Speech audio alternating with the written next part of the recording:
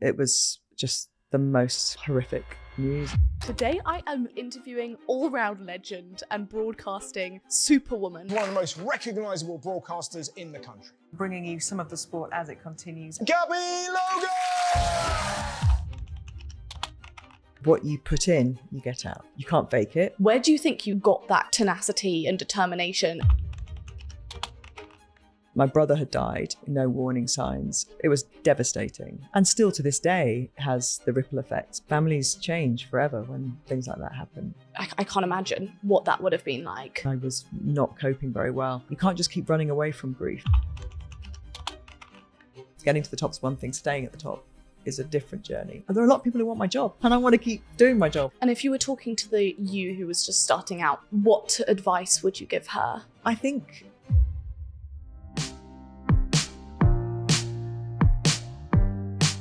What is up, guys, and welcome back to Working Hard, Hardly Working. Today, I am so excited to be interviewing kind of all-round legend and broadcasting superwoman, really, Gabby Logan. I have been incredibly excited for this episode, and having just recorded it, it does not disappoint. Hi, thank you so much for joining me today. Thanks for having me. I would love to start at the very beginning. I'd love to hear a little bit about your kind of early life and your childhood. Firstly, I know that your dad was a football player and then eventually a manager. Mm-hmm. I'd love to hear the kind of impact that had on you in the way you know, whether you looked up to him, looked up to his career, looked up to that kind of area as something that you always wanted to be involved in.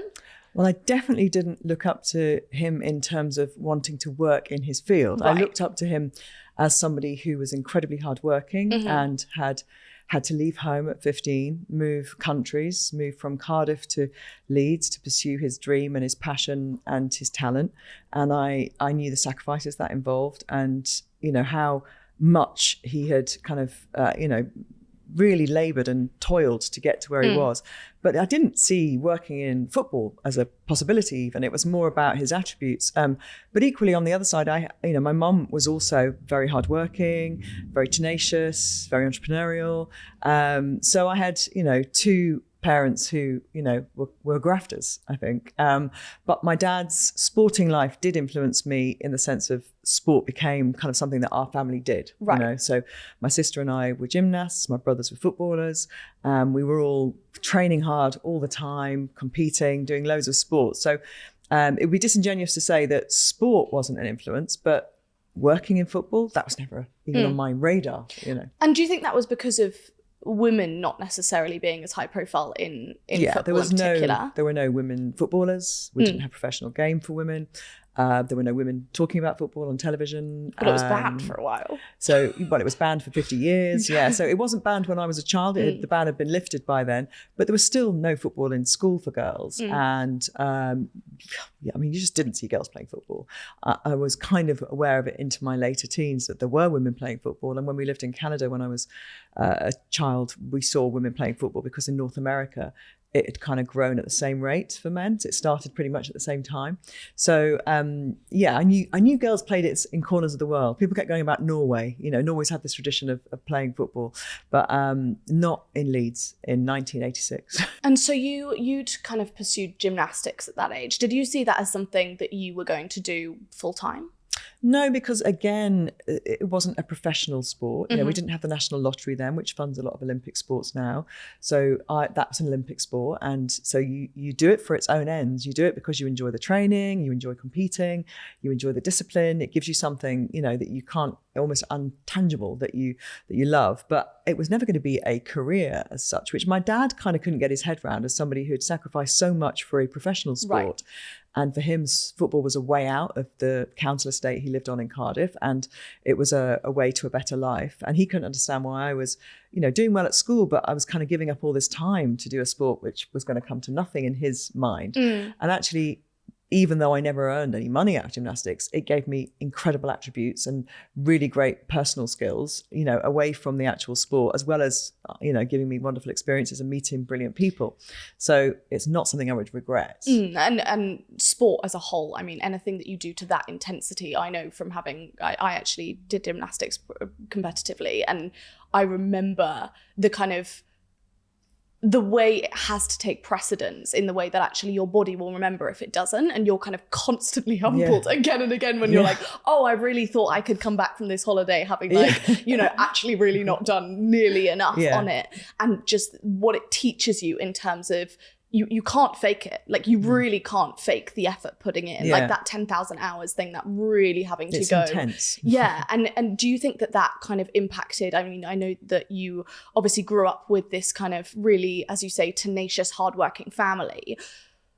Do you think that at the beginning that gymnastics as well had that type of impact on you in terms of giving you that kind of high achieving mindset or high training? I think what it taught me was that what you put in, you get out. And like you just said then, you can't fake it. You know, you can't just kind of rock up to a gymnastics competition. It's kind of thinking that you've done, imagining the work, you know. It has to be done. And I think that's what it bled into my school life, you know, and I put the work in there as well and got the rewards there. And I could see that there was a happy marriage with effort and outcome.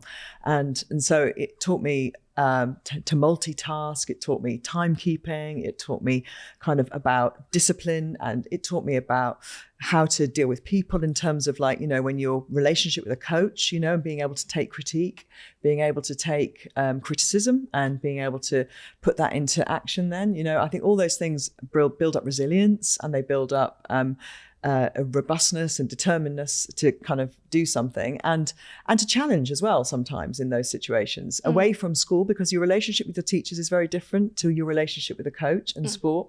So it doesn't matter what the sport is per se, it's that environment, I think. And also understanding competition, understanding your body as a young girl is really important as well, because the pressures, and I didn't grow up with social media, and so I feel kind of blessed in a way that element wasn't there. But there is a very strong kind of feeling about your body when you're wearing a leotard all the time as a teenager. You know, I started my first period and the next day had British Championships, you know, so I'm putting a leotard on the day after you started your first period as a 13-year-old was quite a moment I'll never forget. And feeling like you had to somehow kind of, you know, keep your body in a prepubescent state almost because you're wearing a leotard, but trying not to have an eating disorder, you know, all those things that kind of you're wrestling with. So eventually I kind of had a healthy relationship, you know, with my body and understanding what it could do, you know, and how your body is more than just something that is an aesthetic thing, you know. So yeah, I think I look back and realize those lessons now. I didn't necessarily at the time as a 14-year-old process all of that. I think, you know, it's with hindsight, isn't it, and time, and having my own kids and watching their relationship with sport as well, I think you realise the values. And in that, with your own kids, have you encouraged them to be doing sports to a competitive level? Not so much the competitive level, although they both have. It's more about the things that I felt I got from it. And actually, I wanted them to compete to understand competition, but not because I wanted them to be the best in the country at something, you know, because I realised how brutal and ruthless sport can be, and also, you know, what a hard teacher it is, and that might not suit the personality. So, you know, it's more about the friendships and community and purpose and feeling that actually, you know, there's, when you're a young person, when you're a child, you've got that time to do it. You know, as you become, you know, older and you're an adult, you know, if sport isn't in your life from an early age, it's hard to get it in. And I do meet women who found sport later, you know, in their 30s, they've started to enjoy it. But they always talk to me about wanting, you know, kind of wishing that they'd had it younger, because then it's part of you, you know, it's part of the tapestry of your life. And it's easy to dip in and out of it then. Yeah, I do think it's exactly that. It's the same as, I don't know, eating healthier when you're kind of younger. Once it's ingrained as part of something that you kind of see the benefits of, not aesthetically, but generally in terms of how you feel, it really is hard to unlearn that. I find that with exercise the whole time, is that it's actually, your language, isn't it, that you use as well to yourself. You know, I'm a trainer. I train. I'm a trainer. Not kind of telling yourself, I'm going to go to the gym to try and be fit. You know, I'm fit. I healthy. You know, it's that positive affirmation, I think. Yeah, because I remember having, just after stopping gymnastics, having a few years of kind of rebound, just because, you know, it takes over your life for so long and you almost get to resent it, especially, you know, I wasn't nowhere near the level you were, and kind of it becomes so all encompassing. And there's definitely a point that, especially as a teenage girl, I think you're kind of, as you say, it's not going to become a career for the majority of people, but you're also looking at it, you're looking at your body, you're looking at the way, the amount of sacrifice you have to make. And I got to a point where I really resented it. And then I had a few years afterwards where I literally just rejected all forms of exercise. I was kind of just like, it's not me. I'm finally out of that. I get to not be able to do that. And then just a few years later, I was like, literally, whatever I'm doing, I have to move. Like, I have to move. That was ingrained from so young. But I also think the points that you say about kind of receiving criticism, I often talk in kind of when I'm speaking about, work and careers and how to be a better manager and things like this, and taking criticism and developing a capacity to take criticism well and be able to see through it and be able to... And it has to be delivered in the right way, obviously. Absolutely. But I do think in that kind of like coach to athlete relationship, there is nothing like it. It's a kind of microcosm of the wider world, and it's in its most overt state, the kind of it's about competition trust, isn't it? and all of that. If you trust the person who's giving you that information, then you can take quite harsh realities. Absolutely. And I think it also allows you to stand up for yourself pretty young as well, because there were certain times where I was definitely like, no, I am I'm really working hard and this is not coming to me yet, and all of these, and being able to develop that sureness of yourself that comes through that hard work and comes through all of that. I think that's definitely incredibly important. I haven't thought of how much of that I probably got from sport until this conversation. I'd like to speak about moving then to university, kind of what were your current aspirations at the time? So while I was a gymnast, I was on Blue Peter, which was a big children's TV show live from Broadcasting House a few times a week. And I'd gone on there to advertise a gym competition when I was about 16. And it was the first time I'd been in a TV studio. And I just found it very exciting. I found the whole BBC building exciting. And I was about to start my A-levels the following year. And I thought, I'd really like to work in this environment. And I wrote to the editor of the show, and he wrote back and said, yes, go to university and come back and see me later, kind of thing. Not particularly helpful step-by-step advice. And I had thought I would go to university. Nobody in my family had ever been to university on either side. But my mum had always talked to me about going to university. And so I did. I went to Durham and I read law. And in my mind, I was always looking for experiences within broadcasting. So if I met somebody who worked in newspapers or radio or anywhere, I mean, obviously we live in a very different landscape now. Even sitting here right now doing this, we are broadcasting in an environment that just didn't exist when I was growing up. So you had to go to formal newspapers or, radio stations. And so when I got to Durham, I started working for the local radio station in Newcastle. I met a guy who was the boss, and he gave me work experience. And for the first year really at Durham, for the first 3 months, I did kind of free shifts. I used to go in the afternoons when I didn't have lectures and learn how to put a news bulletin together. I'd learn about reading the news. Then by the Christmas, he was paying me. And then by the end of my first year, he was letting me learn how to drive the desk and, do shows. And by the time I graduated, I'd had regular shows and I got offered the breakfast show. So I kind of did an apprenticeship, for those 3 years. And it was tough. I was getting up at 4:00 on Saturday and Sunday mornings to drive to Newcastle to do the early shifts. I was doing late night radio shows at the weekends as well. So a lot of my student life was kind of punctuated with Monday to Friday, I was a student. Weekends, I was doing this job. And at the time, kind of there's a bit of me kind of wondering about the sacrifice, but actually I've got so much experience. You talked about 10,000 hours. I kind of did that in my 3 years at university. So it was enormously kind of fortuitous. And, when you look back and you think, why did I end up at Durham? Why did I end up at, because when I was at sixth form college, they'd asked me to go to Oxford and they said I should sit the Oxbridge. And I didn't want to because my then boyfriend was moving to Newcastle. And I thought, no, I'm going to be close to Newcastle. And I went to see a tennis match in Cambridge in my final year with my then boyfriend. And I was like, oh my God, this is beautiful. What? And then I look back and think, if I'd gone there, I would never have had that radio experience. I never would have spent 3 years doing the radio, understanding broadcasting. So things kind of worked out for a reason, I think. And I had a great time as well. Yeah. And where do you think you got that determination to, I think I can probably guess, but that kind of determination to almost create your own apprenticeship? I think there's so much, when you hear, especially online, there's a lot of people saying, I got here through this, I got here through this. And it is really easy to look at it and think, I need to land that and someone needs to give it to me. It sounds like your approach was very much, I need to create this. Like I need to find little bits of it and also almost like kind of create my own masterclass in how I'm going to get there. Where do you think you even got that kind of tenacity and determination, and also just probably like fearlessness as well? Just to be able to kind of... gosh, I was quite, ballsy, Right. really, to pick the phone up. Like the minute I arrived in Durham, I called this guy and he was like, you must have only just arrived. Like, it's only Freshers Week, because he'd given Go me out. Yeah. I think there's two kind of main things. One, what we just talked about, the background that I'd had in sport. And I think growing up in a family of 4 kids that was quite kind of robust and lots of sport and everybody being quite competitive. And so that was probably the upbringing of my parents. But then also in the summer before I went, my brother had died. He was 15 and he died very suddenly.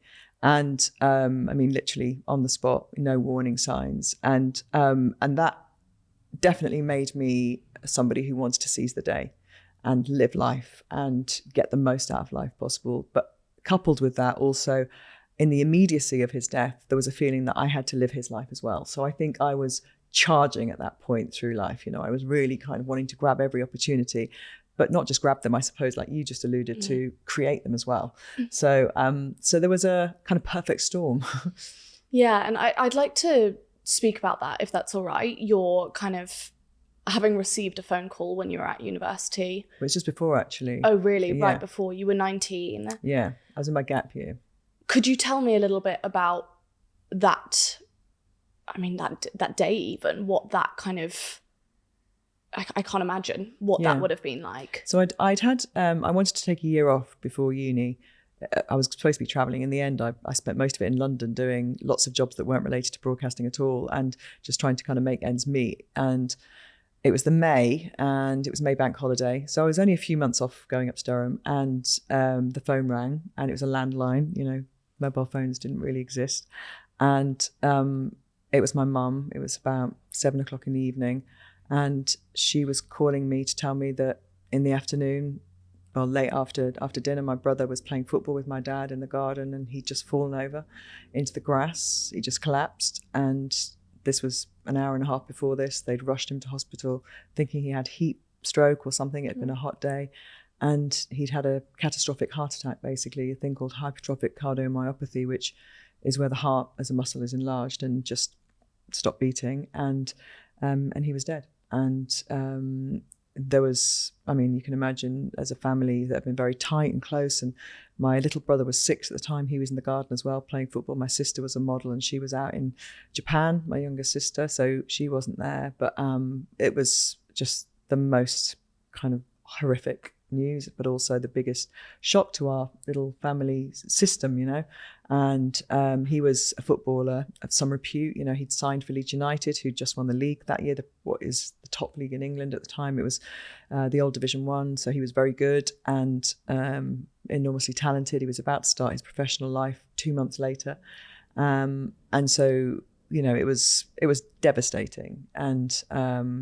And still to this day has the ripple effects, because obviously families change forever when things like that happen. And my parents eventually got divorced, and, so what had seemed like our future became a very different experience. Yeah, I can't believe how much in that moment everything must have just changed. It's one of those things that you hear and no one thinks it, because it doesn't add up. Like it doesn't make sense. And I can imagine a child that is not the normal order of events. No, yeah. and it being kind of that sudden and no kind of preemption or kind of no thinking that could happen. I can't imagine how much that would have rocked your whole family, but also your experience of the world.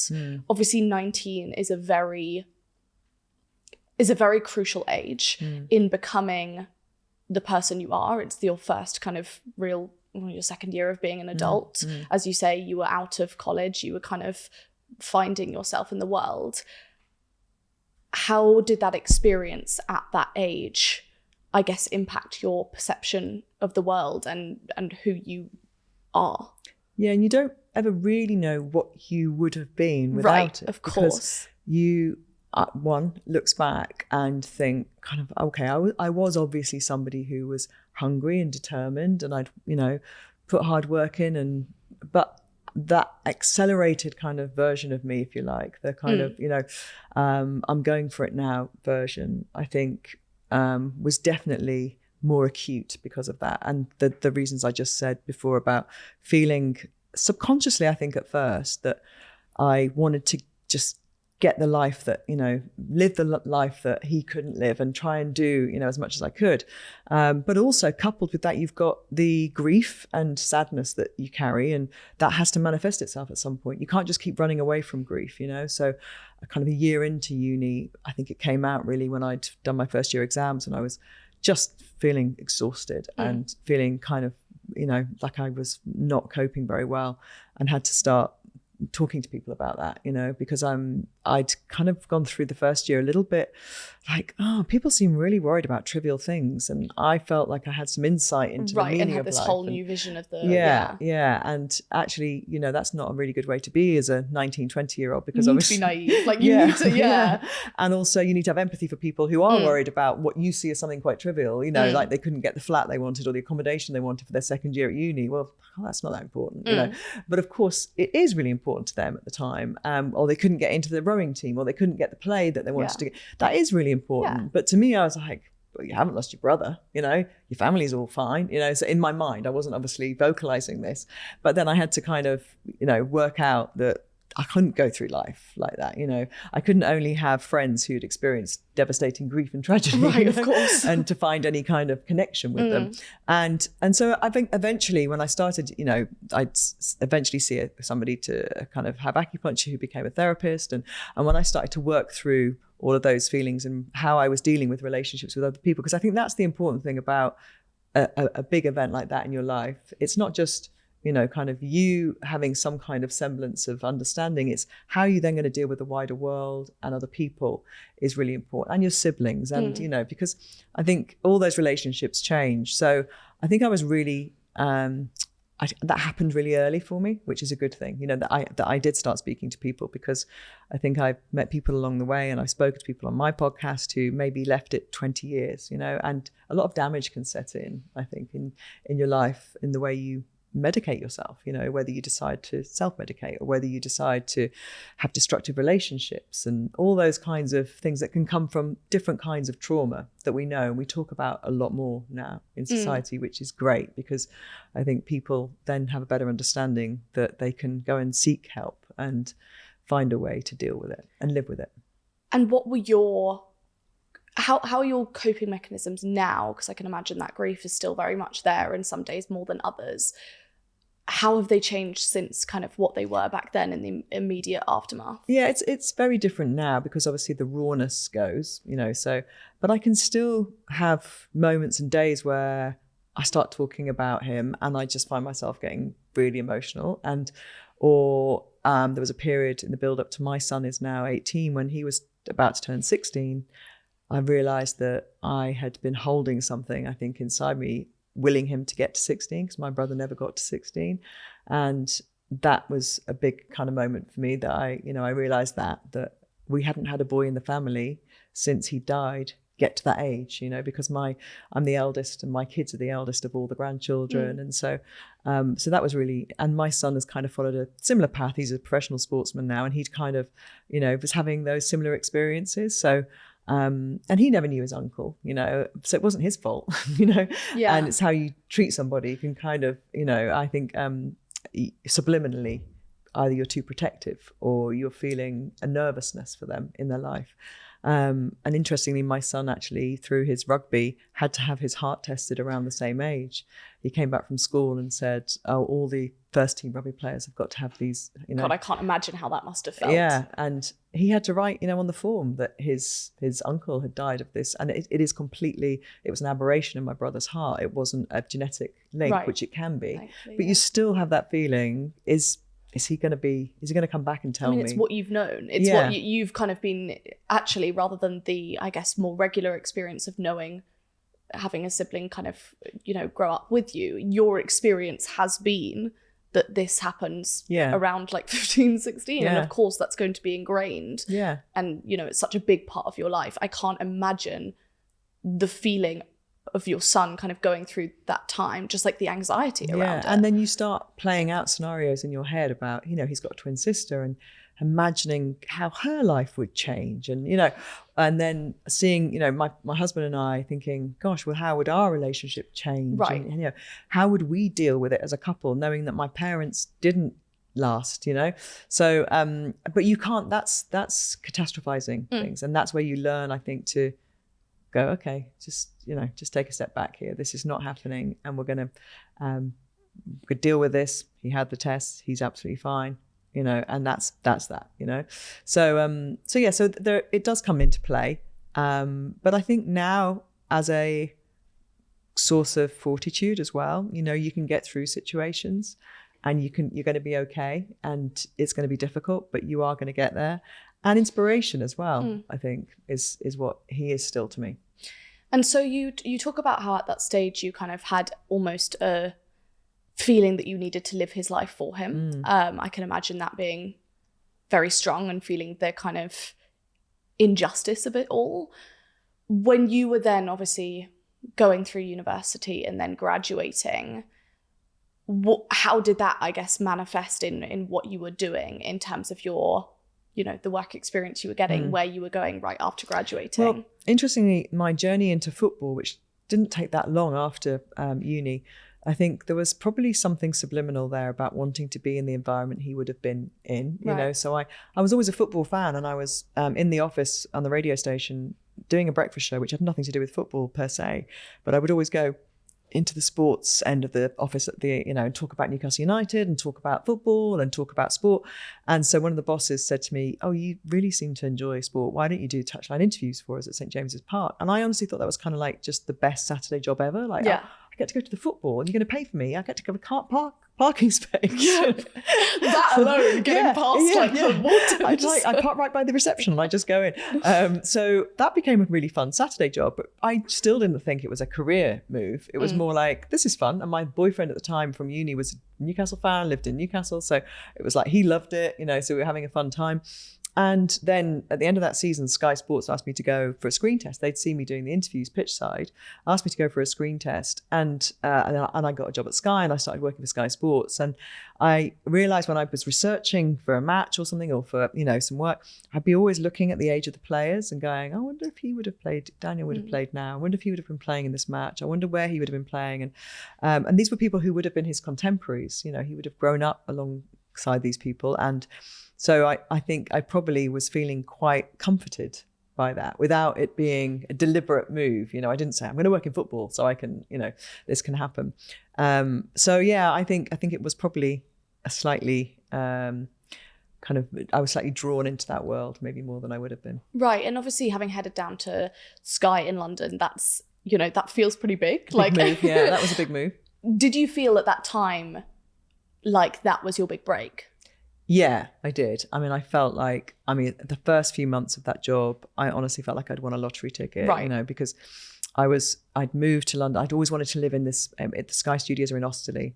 And in my gap year, I used to go to Richmond for the afternoon. I always wanted to live in Richmond, and I signed up for a flat in Richmond and Richmond Hill. And I was like 23 years old, and I was kind of like, I was taken to the West End to Harvey Nichols to buy suits for work. And, I felt like I was Pretty Woman in that scene, where Julia Roberts walks down Rodeo Drive. I had these shopping bags, and I came home, and I remember hanging all my suits around my bedroom in my rented flat, kind of just lying on the bed, admiring them. Kind of going, it sounds great. Yeah, this pinching myself, like this was my life, I kind of couldn't believe it. And of course the reality then of the work, is, but it was what I wanted to do. And I was getting, again, going back to your 10,000 hours, I was doing 2 live shows a night on Sky, right? So I was doing 6 o'clock, 10 o'clock. I was getting so much experience, which I'm so grateful for, because if I made a little mistake at 6, I could correct it at 10, and I was learning on the job. But they knew that. They knew they'd hired somebody quite raw. I'd come from radio and from doing some interviews, but not from live TV. So I was really lucky to be kind of in a space where I was growing, but also growing with people there were a lot of young people who I now work with still in different channels that I work for, who came through that apprenticeship at the same time. And it was a very cutthroat environment, because there was quite a male environment, and there was a lot of testosterone there. But actually, for the most part, it was a really brilliant growth and kind of learning space to be in. And what would you say to someone who's in the industry now trying to get a big break?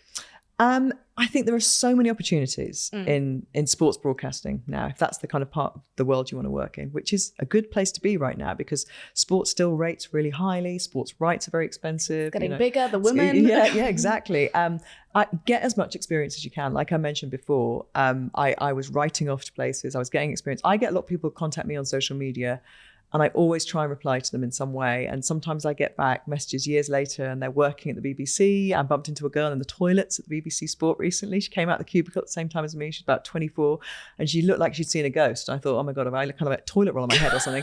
And she went, oh my gosh, I wrote to you and you wrote back to me when I was 16 and I went to university and now I've got an apprenticeship. And, you know, so incredible. It was amazing. And I think, you know, if you really want to do it, there are really good routes into the industry. It's hard work though, you know, and you've got to want to do it. It's not about, you know, kind of like having nice makeup and hair and going on telly and kind of like feeling, you know, that this is a fun, it's hard work, but it is very rewarding and you will, you know, you'll get a lot out of it. But it is, I think now a much more open space for women. You know, there are many more opportunities.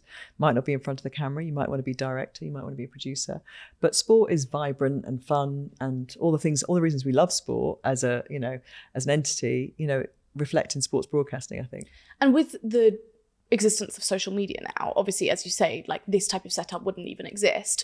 Do you think your route into the industry would have been different, or kind of looking at routes into the industry now, looking at the fact that you can kind of platform yourself, do you think you would have taken a different approach? Yeah, I'm sure I would, because I think also a lot of places are quite guarded now about work experience. You know, in the BBC, you've got to be a certain age or you've got to have that, you know. So I probably wouldn't have just been able to kind of rock up to somewhere and give them a call. Yeah. But I think now you can broadcast yourself, you know, so you can create your own, you know, kind of YouTube channel. You can create your own Instagram account that has lives. And, you know, if you are knowledgeable and you can write well and you can deliver that orally as well, then you've got a chance. So you can go to, and when you're at university or college, do loads of commentaries, you know. Don't be afraid to, when you're a student, to work for free on those kinds of things, because that you're building up a portfolio, you're building up a body of work, and you're building up experience without having to kind of put yourself in the, you know, in the firing line. So there are different ways in now. It's a different industry now. Right. And you were the first woman to host a live football match on terrestrial television. Yeah. What was the culture like back then, like the broadcasting culture as a whole? What was the response to you even? There were definitely those that didn't particularly want to see a woman talking about football. I mean, there are those now who don't particularly want that. Definitely still exists. Yeah. But they were much more likely to write a column about it in a national newspaper then. They probably wouldn't do that now. And so I had to, you know, kind of have a thick skin and let a little bit of criticism kind of bounce off. We talked about criticism earlier. It's important to take on board, but equally when you get into a position where there are opinions being fired at you from all over the place, you then have to work out the people you really care about. Right. Do I care about your opinion? Do I care about your opinion? Who's the person who I'm going to listen to? So I quickly kind of whittled them down into 3 or 4 people. You know, that might be my boss. It might be a mentor. It might be a parent. You know, somebody who I was going to actually take some positive and negative feedback from, and not just take everything. Because of course, you're never as good as people say you are, and you're never as bad as people say you are. Right? If you remember those 2 things, you could be quite measured, I think, you know, because it's an industry where people will, to use the expression, blow smoke up your ass sometimes, you know, and that equally is wrong. Yeah, no, absolutely. And I do think that's very true in a way that in a world where we've never received so much feedback, especially obviously kind of, I mean, on TV, that's going to be amplified. It's instant, isn't it? Somebody's watching TV, they're holding a phone in their hand, almost always. Oh, I'm going to tell her she doesn't look good today. Right, exactly. I'm going to tell her she just slipped up. Or I would have done this better. I mean, in the old days, back in the start of my career, they'd have to write a letter. Could they be asked to write a letter? Very rarely, you know, and generally the ones that came through were nice letters, you know, wanting a photograph, wanting a signed autograph. So the letters that came that were negative were few and far between. Whereas I'm sure if people had social media when I first started, I would have been bombarded every night with, you know, their opinions. I think there's a Brene Brown quote that I have somewhere that's talking about how, you know, just very happy to take feedback as long as you're also in the ring getting kind of battered. Like you know, someone who's giving it a go, trying, like whether it's kind of entrepreneurship, whether it's presenting, whatever it might be. There's a very clear, as you said, like with a coach, you can take that criticism and that intense amount of criticism and feedback because it's that trust relationship there. And because the expectation is they are there to help you be better. That's obviously, you cannot vet people in that way where you're reading through Twitter. I sought out my own person, so I had a guy who was a coach who Sky had employed, and I loved having feedback sessions with him. And when I left Sky, we carried on that relationship. He came to my wedding, became a really good friend. Sadly, he died a few years ago, and I really miss his. So I was trying to find somebody, even at my age and my experience, I wanted somebody I could sit down with, watch a match or whatever, and have some feedback, because there are a lot of people who want my job and I want to keep doing my job. I don't want to, be slack about how I'm doing or what I'm doing. And he was somebody I really trusted. So if he said something to me that was a little bit negative, I believed it, And I think you have to kind of be honest with yourself as well, don't you? And that is a conversation you can have internally, am I kidding myself, or can I be, can I do this better? That's really important, I think. And, there's that expression there about, getting to the top's one thing, staying at the top is a different journey, and it's a whole different experience. And how would you recommend that someone kind of find their equivalent of that mentor? I think there's really like a buzzword around mentorship, and I think a lot of people think that until you have mentorship, you can't get to where you need to go, which I completely disagree with. I do, however, think having that trusted relationship and kind of respect of wanting to have, as you say, unguarded feedback from certain people. How would you recommend someone finds, I guess, their version of your mentor? I suppose if you're in a workspace environment, so you're already in the beginning of that job or career, it's looking out for the people that you think, I like the way that they treat people, I like the way that they work, I like the way that they, have their life is kind of going, their values. And if that person, if they are what you think they are, they'll probably be quite receptive to giving you advice and help. Don't be afraid to ask that person, for a little bit of advice and mentorship. And I think it's better to have them as somebody I mean, don't be writing off Taylor Swift, because she's probably not gonna be able to do the job. Right, sure.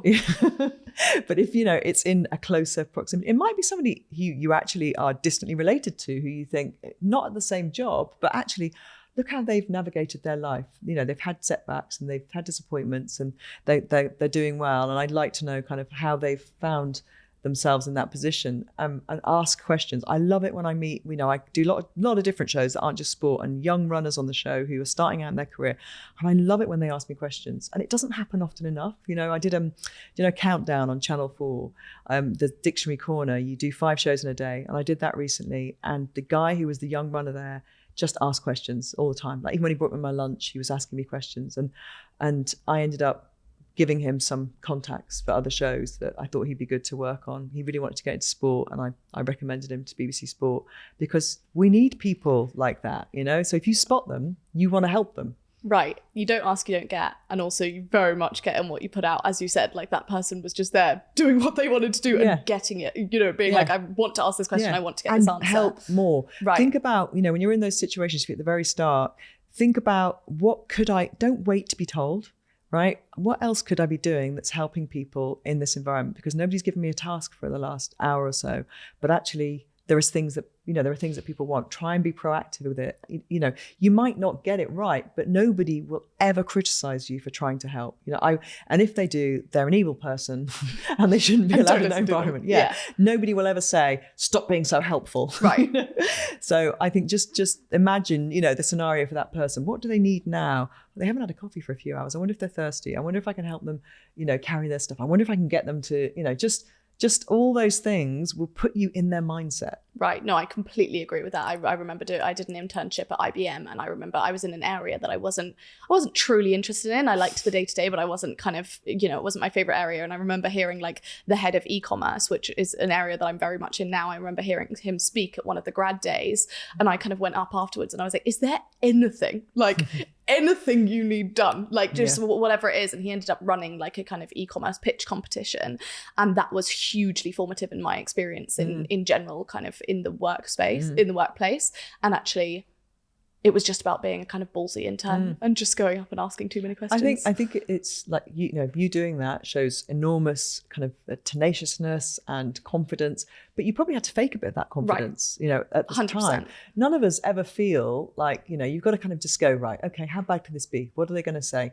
And do it. Just get on with it and do it. And don't worry about embarrassment. I think to work in this industry, it helps not to be easily embarrassed, because there are situations where it's not going to always go to plan. Those conversations, he could have turned around and said, sorry, what? No thanks. But, you did it. And I think you will get, the next time you'll feel a bit better about doing that. And you build up that confidence in yourself. And you're now obviously a staple on our screens for the World Cup, the Euros, seeing you everywhere. What's been your most memorable sporting moment? Oh, I've been so lucky to be in stadiums where England won a Rugby World Cup in 2003, where the Olympics in 2012, I worked on that, was incredible. The Women's World Cup this year, the final, which didn't go to plan, but was still, getting to the final was amazing. The Women's Euro is probably one of the great days, I think, at work. So it's very hard to pick kind of one moment, but I just feel like the stories of sport are kind of, I look back and think, God, I can't believe I've done this for nearly 30 years. You think I'd have kind of got bored of it or something by now, but actually sport, just the way it evolves, the way new characters come in, people, I was working last night with Gareth Southgate, the England manager, doing a Q&A with him, and we got talking about Jude Bellingham, who's such an exciting prospect for England's men's team, obviously plays at Real Madrid now. And I was like, just thinking, God, what could he achieve in his life and career? And what are his values? I love sports people's kind of stories because, from what I understand, he's pretty perfect. He kind of trains really hard. He does. I was going to Gareth, surely he has a fault. Give us an edge. Yeah. And he said, we haven't found it yet. Is he rubbish at crosswords? And I think, sport continues to kind of fuel me, I think, and give me great inspiration. And, it's hard to pick just one thing, but I just love how hard people work in sport and what they give. It really inspires me. And having two grown-up children, what not quite grown up, don't let them hear that. They're still my babies. Okay. Having two baby children. I think my 6'5" son would probably object to that description. What advice are you kind of actively giving them about pursuing their careers, going forwards, taking over whatever they want to take over? I think they've seen a lot from their parents, just behaviours that they, I sometimes see my daughter's really hardworking. She's having a gap year, but she's horses and that's her thing. And she competes and she gets up at 6:00 every day. She does that till lunchtime. Then she goes and nannies in the afternoon. And then she's knackered at the moment because she's doing that 6 days, 7 days a week, the horses.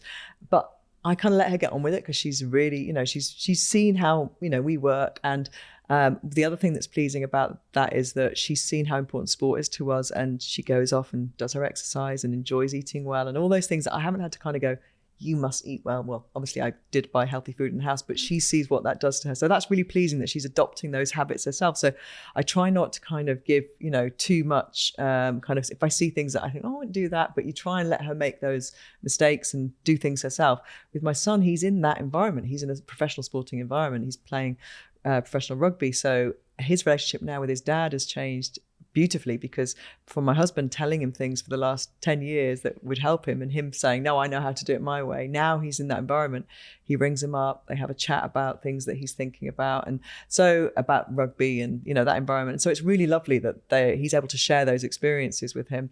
And I'm really proud of, both of them and how they work and how they enjoy what they're doing and pursuing their passions. Because I think when you have kids, the one thing you hope is that they will have passion for life and do something that they really enjoy. And it doesn't matter whether they are A-star students or whether they get into the top universities. I think it's about, for me, it was about them having passions and about them being, good people who were nice to be around. And so far that seems to be going well. So I'm always there for advice. And sometimes my daughter does say worrying things like, I think I'd like to do what you do, when I try and say, no, no, do your own thing. But, she might want to work in broadcasting. And if she does one day, then, I would give her advice. But I think I'd always try and kind of get her to forge her own path. And if you were talking to the you who was just starting out, the you who kind of run up that station in Newcastle, what advice would you give her?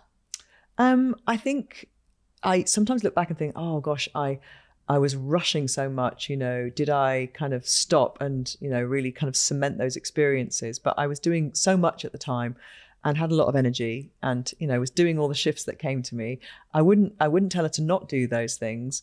But I think I remember, and this is a really silly, trivial thing, but things like hobbies, I started to learn the guitar when I was in Newcastle, and then I stopped because I was too busy with my shifts. I think, look back and go, oh my God, I could have been playing the guitar for 25 years now.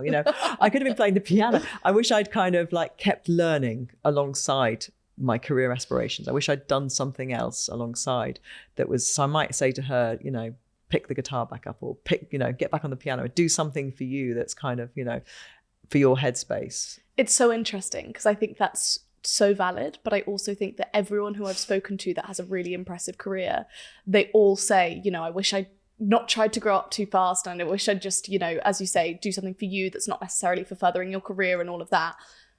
So I agree, but I also kind of think there's definitely something in that it's also been a real priority from an early age. But it's like sports people. When you speak to really successful sports people, they always say, I wish I'd enjoyed it more at the time. I'm like, well, you wouldn't have won 6 Champions Leagues and 10 Premier Leagues if you'd enjoyed it at the time. But they always say that when they get to the end.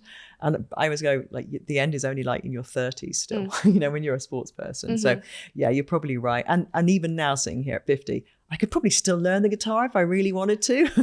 Yeah, definitely could. So I'm not, I'm probably just, I think the word is procrastinating on that one. You're now doing a lot more work researching midlife as a crucial point in our lives, as a kind of inflection point as a whole with the Midlife podcast. Could you tell me a little bit about that and whether you feel now really if your career has kind of just started? Yeah, it's interesting because your viewers and listeners are at a certain junction in life. And there is another junction, I think, a little bit later, which is now becoming quite a pivotal period for people because we work longer than ever. We don't have one career. Our grandparents and parents would have had one job through their life, retired at 65. And my generation is thinking about pivoting, moving on, changing, retraining, because they're going to work for another 20, 25 years. Our longevity, is increasing, how we live the rest of our life, and those habits actually.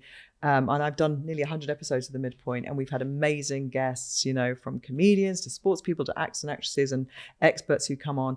What is clear is that, your health and well-being, those are habits that will stand you in good stead for the rest of your life. But in terms of career and changes in relationship, all those things that I think, can happen in a midlife. We used to call it the midlife crisis. I think it's really good to be able to kind of navigate that period in a way that you would say puberty, because we talk a lot about kind of teenagers and their changes, but so much happens in midlife health-wise. So, I mean, it started, I won't lie to you, Grace, as a completely selfish project because I was heading into that period, but I just really loved it and it's fascinating. So, yeah, it's a good space to be in. Yeah, no, I can completely imagine that. And I also think that, especially with women, where we're kind of looking at the fact that we obviously hopefully have a lot longer kind of working careers if we want to. Actually, so much of what we've been taught is kind of get this in before you have kids, get this in after you have kids and all of that, and actually looking at it on an entirely different plane. I mean, my mum was probably a few years away from retirement and decided to take a whole separate job out, moving from public to private sector, and is having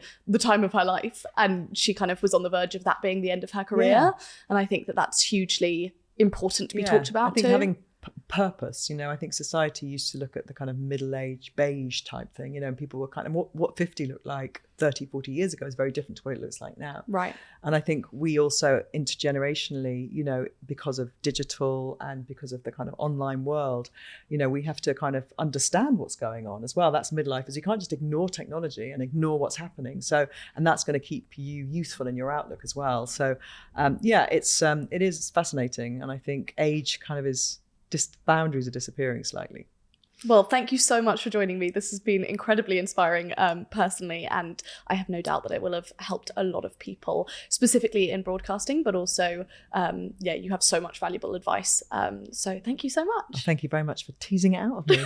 Lovely to chat. Thank you.